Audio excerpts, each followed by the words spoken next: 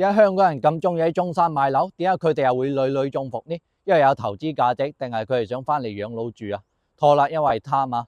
OK，歡迎翻嚟 Johnson 嘅 channel 啊。咁呢幾日嘅話呢就比較忙嘅，今日就同大家出翻條短片啦。喺中山買樓最容易中伏嘅地方同埋流通性最差嘅5個小區。咁目前中山嘅1、2手房市場呢，我整理咗流通性最差嘅5個小區同埋板塊，睇下各位街坊有冇喺度關注緊嘅。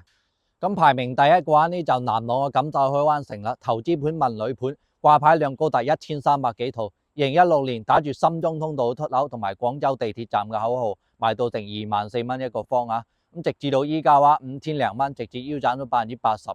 因為過度嘅營銷呢，導致咗好多深圳同埋珠海嘅客喺度排隊中伏啊！開發咗10幾年，依然係冇配套、冇產業、冇人口。咁板塊未來5年呢，基本上都係毫無成長性嘅。號稱係永久嘅睡城同埋鬼城，目前嘅入住率嘅話不足10%啊，價位最高嘅時候呢賣到24000蚊，到依家話7000零蚊都賣唔得。二手房嘅市場呢就互相睇立非常之嚴重啊，沒有最低，只有更低啊。第二話呢就港口嘅保利國際廣場啦，投資客嘅大本營，目前掛牌量超過800套。咁港口呢個區呢只有14萬嘅人口，本地人呢大概係6.7萬左右。咁呢個板塊之前呢係靠投資客支撐起身嘅。依家投資客呢就撤退晒噶啦，就變成咗一個鬼城。19年到21年嘅話，樓市最高位16000、17000嘅時候，瘋狂收割啲投資客啊！依家呢個位置嘅話，公立書包塔位置嘅話呢，又唔係核心位置嘅話，咁剛好呢，客戶啲需求呢又跟唔上，小區嘅價錢呢又越賣越低，掛牌量呢就越嚟越差噶啦，流通性都係非常之差嘅。你唔攞把刀斬開嘅話，一嚿嚿都賣唔甩啦。咁第3名嘅話呢，就火炬君華新城啦。掛牌量超過700套，咁呢個項目嘅話係以深中通道火炬出口嘅名義啊，喺19到20年嘅時候呢，吸引咗大量嘅深圳購買力，臨近主國道同埋高速嘅。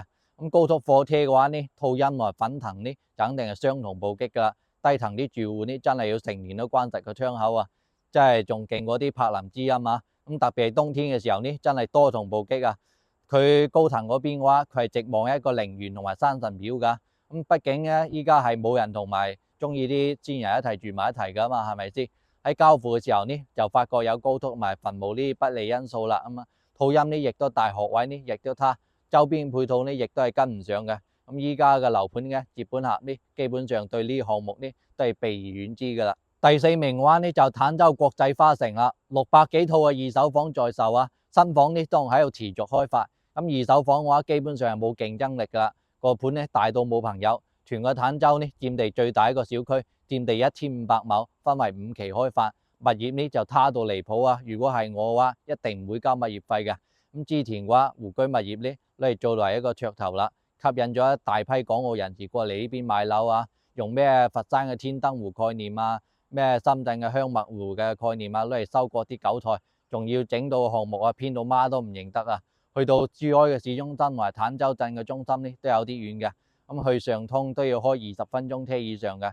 仲有啊，佢有一個外號叫做國際蚊城啊。夏天啲蚊呢，真係好似吸血鬼咁樣追住你嚟咬嘅。咁呢個盤呢，我可以講呢，又係一個典型嘅遠郊韭菜盤啦。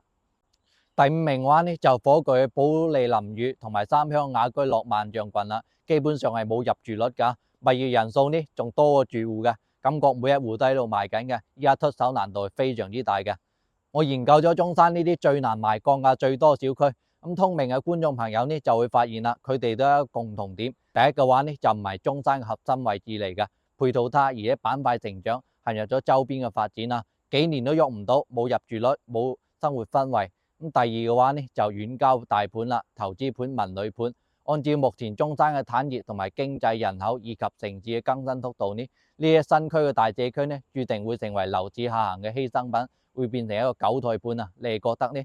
咁如果大家有疑問嘅話，可以掃一掃上邊嘅 QR，或者可以直接打電話俾我。如果大家係有問題想諮詢嘅話，可以隨時聯絡我。咁最後希望大家睇完呢條片呢，可以俾翻個 like， 做神支持下我啦。